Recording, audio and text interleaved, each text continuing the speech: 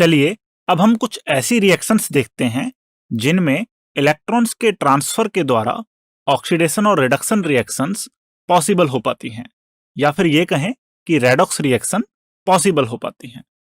जैसा कि आप देख सकते हैं कि हमने एक कॉपर नाइट्रेट का एक्वस सॉल्यूशन लिया है एक कंटेनर के अंदर, और हमने क्या किया है, उस एक्वस सॉल्यूशन के अंदर एक जिंक की रॉड को डिप करके या भिगो करके उसमें रखा हुआ है।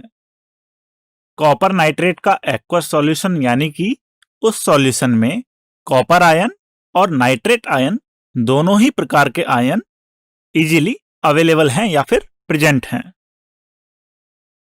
अब हम इस सेटअप को कुछ समय के लिए एज इट इज रख देते हैं, और कुछ समय बीतने के बाद जब हम वापस से इस सेटअप को देखते हैं तो हम ये पाते हैं कि हमारा जो सॉल्यूशन का कलर, जो कि इनिशियल स्टेज पर एकदम डार्क ब्लू कलर था, उस डार्क ब्लू कलर की इंटेंसिटी काफी कम पड़ जाती है।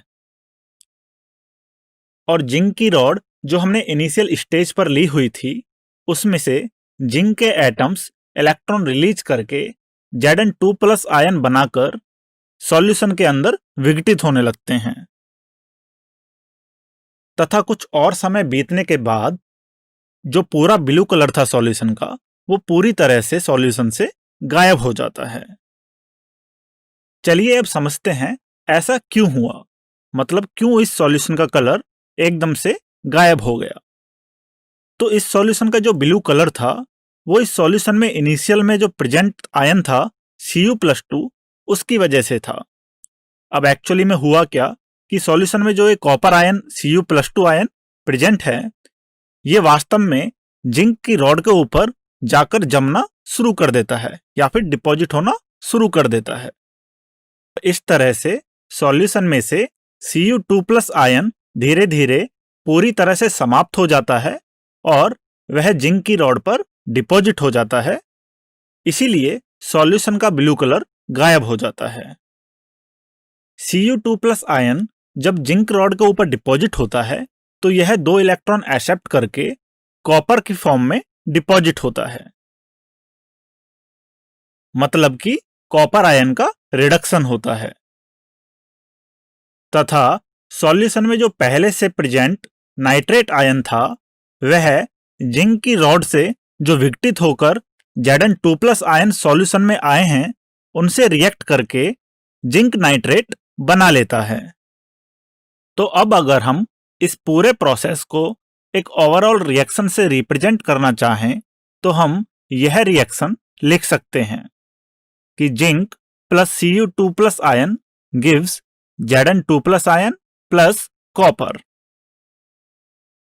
तो यहां से हम ये देख सकते हैं कि जिंक, जो कि इनिशियल में हमारे पास सॉलिड स्टेट में था क्योंकि हमने जिंक की रॉड ली थी, वह 2 इलेक्ट्रॉन रिलीज करके Zn2+ आयन बनाता है, जो कि एक्वस स्टेट में आ जाता है क्योंकि Zn2+ आयन विघटित होकर के सॉल्यूशन में आ गए थे, जिन्होंने फर्दर नाइट्रेट से रिएक्शन करके जिंक नाइट्रेट बनाया था। तो चूंकि यहां पर जिंक ने 2 इलेक्ट्रॉन रिलीज किए हैं, मतलब जिंक को इलेक्ट्रॉन्स का लॉस हुआ है, इसीलिए हम ये कहेंगे कि यहां पर जिंक का ऑक्सीडेशन Zn+2 आयन में हुआ है। उसी प्रकार से Cu+2 आयन, जो कि पहले एक्वस स्टेट में सॉल्यूशन के अंदर प्रेजेंट था, वह कॉपर में, जो कि सॉलिड स्टेट में है, कन्वर्ट हो जाता है और यही कॉपर जिंक रॉड के ऊपर डिपॉजिट हो जाता है। इसका मतलब यहां पर Cu+2 आयन ने 2 इलेक्ट्रॉन एक्सेप्ट किए होंगे या फिर गेन किए होंगे, तभी उसका कन्वर्जन कॉपर में हो पाया है। सिंस यहां पर Cu+2 ने 2 इलेक्ट्रॉन गेन किए हैं, इसका मतलब Cu+2 का यहां पर रिडक्शन हुआ है।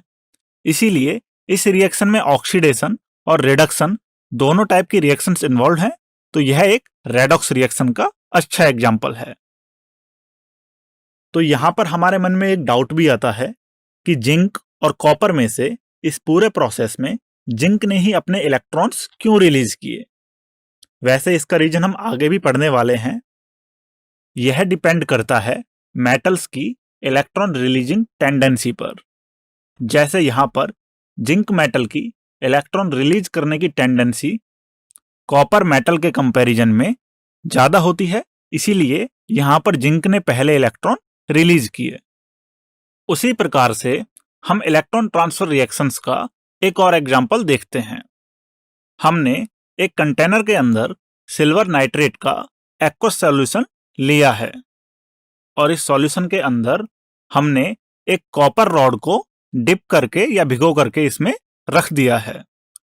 अब चूंकि हमारा जो सॉल्यूशन है वो सिल्वर नाइट्रेट का एक्वस सॉल्यूशन है, इसका मतलब है कि इस सॉल्यूशन में हमारे पास silver ion that is Ag+ और नाइट्रेट आयन NO3- प्रेजेंट हैं। अब इस सेटअप को हम कुछ समय के लिए ऐसा ही छोड़ देते हैं। कुछ समय बीतने के बाद जब हम वापस आके इस सॉल्यूशन को देखते हैं तो हम ये देखते हैं कि इस सॉल्यूशन का जो कलर है वो धीरे धीरे ब्लू होने लग गया है। चलिए पता करते हैं ऐसा क्यों हुआ।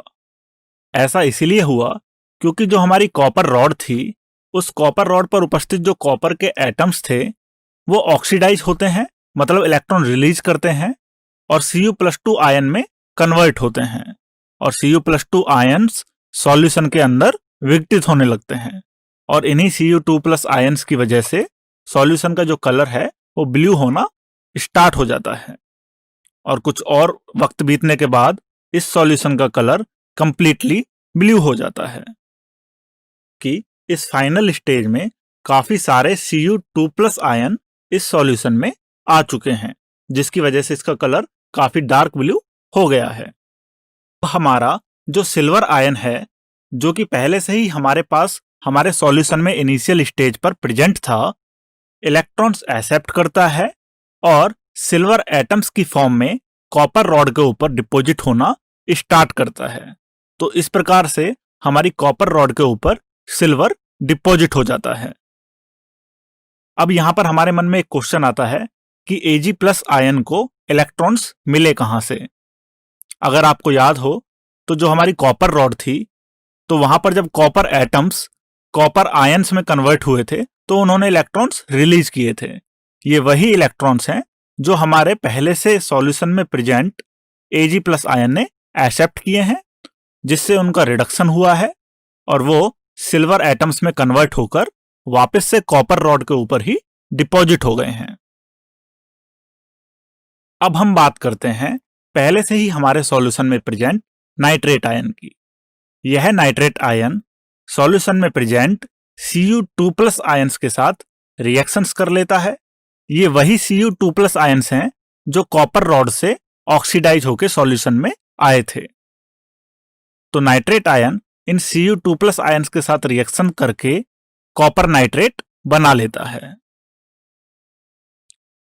तो अंत में यदि हम इस पूरे प्रोसेस में हुई रिएक्शन को लिखना चाहें तो हम कुछ इस प्रकार से उसे लिख सकते हैं कि copper plus Ag+ ion gives Cu2+ ion plus silver. यहां भी अगर हम ध्यान से देखें तो कॉपर, जो कि शुरुआत में सॉलिड स्टेट में रॉड की फॉर्म में प्रेजेंट था, उसने 2 इलेक्ट्रॉन रिलीज किए और Cu2+ आयन बनाया। मतलब यहां पर कॉपर का ऑक्सीडेशन हुआ है। जबकि सिल्वर आयन मतलब Ag+ आयन, जो कि पहले से हमारे पास सॉल्यूशन में प्रेजेंट था एक्वस फॉर्म में, उसने 2 इलेक्ट्रॉन गेन किए और सिल्वर की फॉर्म में वह कॉपर की रॉड पर डिपॉजिट हो गया। मतलब कि यहां पर सिल्वर आयन का रिडक्शन हुआ है क्योंकि उसने इलेक्ट्रॉन गेन किए हैं। तो इस प्रकार से इस ओवरऑल रिएक्शन में ऑक्सीडेशन और रिडक्शन दोनों ही शामिल हैं, इसलिए यह भी एक रेडॉक्स रिएक्शन का अच्छा एग्जाम्पल है। यहां पर भी हमारे मन में क्वेश्चन आ सकता है कि कॉपर और सिल्वर में से कॉपर ने ही अपने इलेक्ट्रॉन्स क्यों रिलीज किए, जिसका आंसर वही है कि कॉपर की इलेक्ट्रॉन रिलीजिंग टेंडेंसी सिल्वर के कंपैरिजन में ज्यादा होती है, या फिर ये बोलें कि कॉपर ज्यादा रिएक्टिव है एज कंपेयर टू सिल्वर, इसीलिए उसने अपने इलेक्ट्रॉन्स इजीली रिलीज कर दिए। अब हमने ऑक्सीडेशन और रिडक्शन रिएक्शंस को समझने के क्लासिकल और इलेक्ट्रॉनिक दोनों ही कॉन्सेप्ट पढ़ लिए हैं।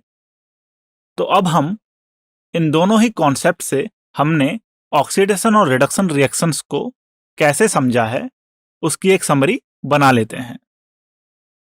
ऑक्सीजन या फिर किसी भी इलेक्ट्रोनेगेटिव एलिमेंट का एडिशन ऑक्सीडेशन कहलाता है, जबकि इन दोनों का रिमूवल रिडक्शन कहलाता है। उसी प्रकार से हाइड्रोजन या फिर किसी भी इलेक्ट्रोपॉजिटिव एलिमेंट का रिमूवल होता है तो वह रिएक्शन ऑक्सीडेशन कहलाती है, जबकि अगर इन दोनों का एडिशन होगा तो वह रिएक्शन रिडक्शन रिएक्शन कहलाती है। इसी प्रकार इलेक्ट्रॉनिक कॉन्सेप्ट के अनुसार यदि किसी रिएक्शन में इलेक्ट्रॉन का लॉस होता है तो वह ऑक्सीडेशन रिएक्शन कहलाती है, और अगर इनका गेन होता है तो वह रिडक्शन रिएक्शन कहलाती है। आई होप अब आपको ऑक्सीडेशन और रिडक्शन रिएक्शंस को पहचानने में बिल्कुल भी परेशानी नहीं होगी।